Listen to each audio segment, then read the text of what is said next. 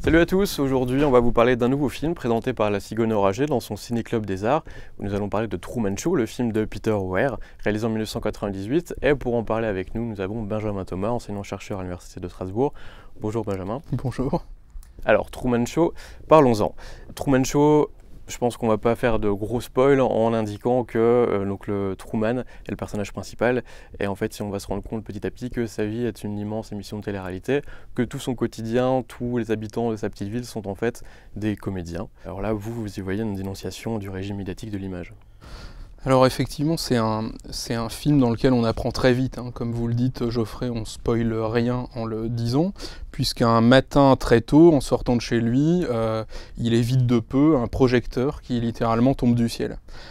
Et c'est là qu'on découvre, et on va vite se le voir confirmer, que Truman est le seul en fait individu de cette petite île qui a tous les attraits d'un paradis terrestre. Il est le seul à ignorer que tout cela est une émission de télé. Une émission de télé dont on nous apprend aussi très vite qu'elle dure depuis 30 ans.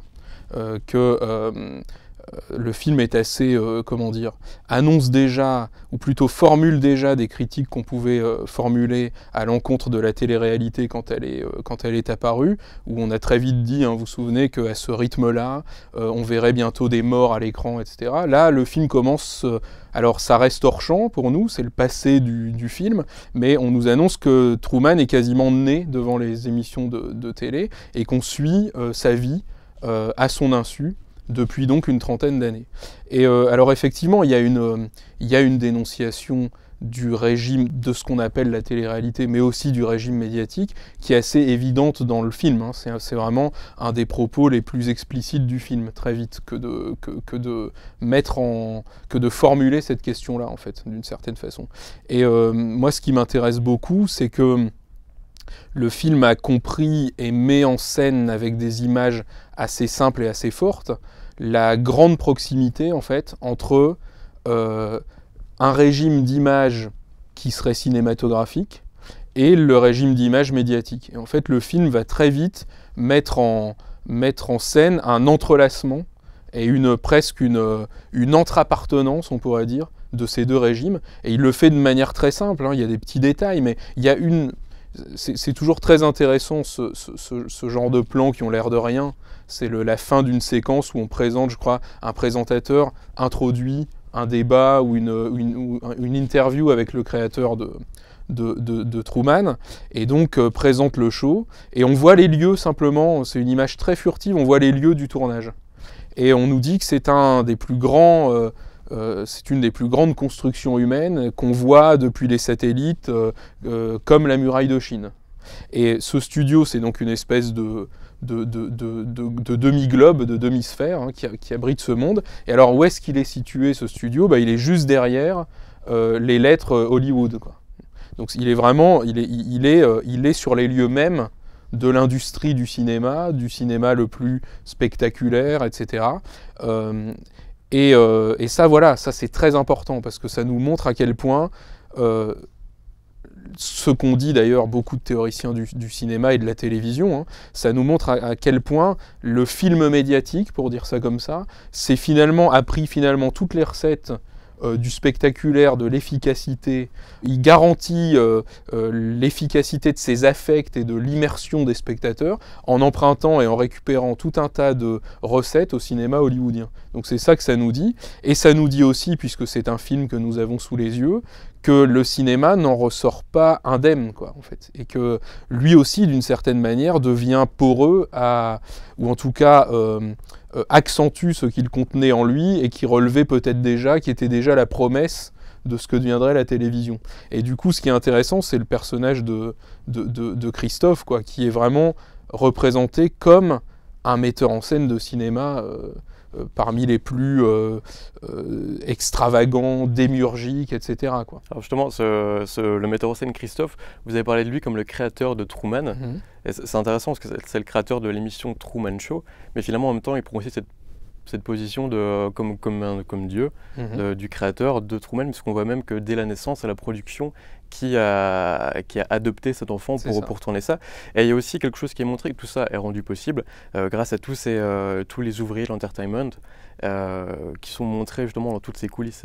Ça aussi, c'est une chose que vous vouliez. Exactement, oui. Moi, c'est un aspect peut-être un peu plus discret du film. Est-ce parce qu'il est plus discret? Mais moi, c'est celui que je trouve... disons qu'il y a un discours qui prend toute la place dans le film, qui est celui dont on vient de parler.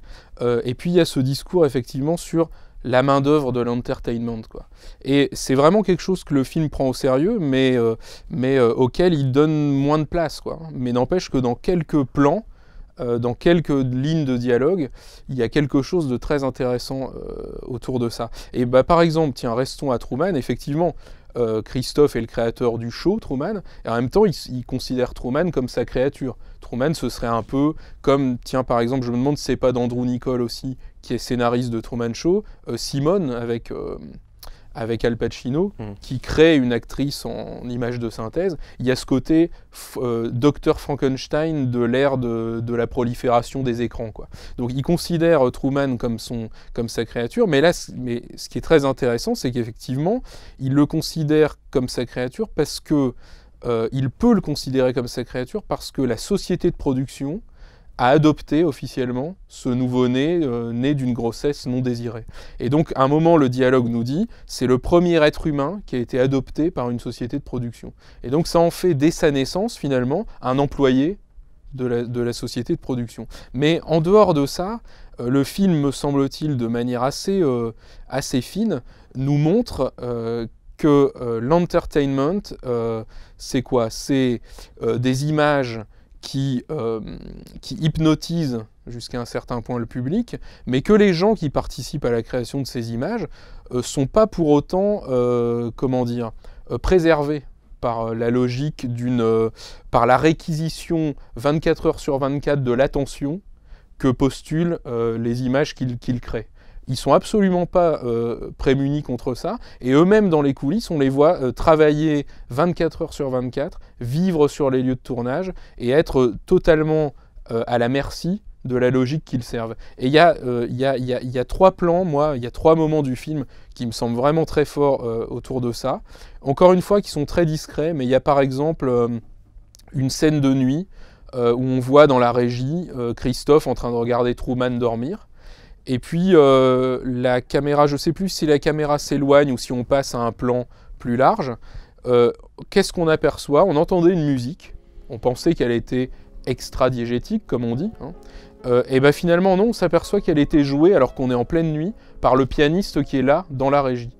Et donc ce type, on peut ne rien faire de cette image, mais enfin elle est quand même assez frappante, parce que ça nous apprend que ce type est là 24 heures sur 24, finalement, à la merci de la logique de l'émission, pour pouvoir accompagner ces images de musique. Et puis je termine juste là-dessus, il y a un autre moment qui est très similaire, on est exactement au même endroit, même angle dans la régie sur l'écran principal, et on voit un employé, c'est très étrange, on voit un employé qui a placé son vélo d'appartement juste à côté de l'écran, et qui est en train de pédaler, quoi, sur place, et on a presque ce sentiment que c'est lui qui doit pédaler pour alimenter en courant, et donc avec son énergie propre aussi, avec son corps, quoi, ce flux des images, quoi. Et donc il y a ce côté-là, ce souci du film de nous montrer aussi la main-d'œuvre, quoi, qui est vraiment requise par cet entertainment. Il y aurait encore 2 autres moments sur lesquels on pourrait revenir. Mais justement, cette main-d'œuvre de l'ombre qu'on ne voit pas, c'est l'extrait que vous avez choisi pour conclure. Exactement. On voit Truman voulant prendre un ascenseur, et on a oublié de refermer le fond, qui est en fait juste un décor, et on voit comment appeler ça, le buffet, vraiment la très régie, ouais, c'est ça, la régie, mais cette espèce de buffet qui est là mais sans égard presque pour le petit personnel, et on voit ces gens passer, se nourrir rapidement, enfin on voit vraiment les coulisses, ces gens requis, quoi, par ce spectacle, quoi. Merci beaucoup Benjamin Thomas. Merci Geoffrey. Peut-être en une phrase, pourquoi aller voir ou revoir ce film? Pourquoi aller voir ce film? Parce qu'il est un des films annonciateurs d'une tendance dans laquelle on pourrait en mettre bien d'autres, par exemple, je sais pas, au hasard, Photo Obsession avec Robin Williams, mais tous ces films qui tout à coup se sont mis à questionner les rapports parfois très problématiques entre cinéma et régime médiatique, quoi. Merci beaucoup. On se retrouve pour voir ou revoir ce film le mardi 10 janvier 2017 à 20h à l'amphi 1 de l'Institut Lebel.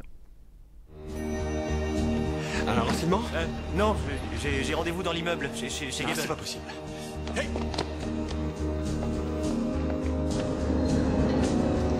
Qu'est-ce qui se passe? Rien. Mais expliquez-moi. On est en travaux, on fait des transformations.